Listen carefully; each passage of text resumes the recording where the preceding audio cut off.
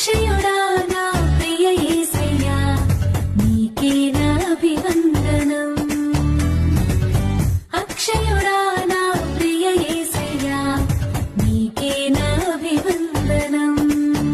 నీవు నా కోసమే తిరిగి వస్తావని, నేను నీ సొంతమై కలిసిపోదామని, యుగ యుగములో నన్నేలుతావని నీకే నా ఘన స్వాగతం.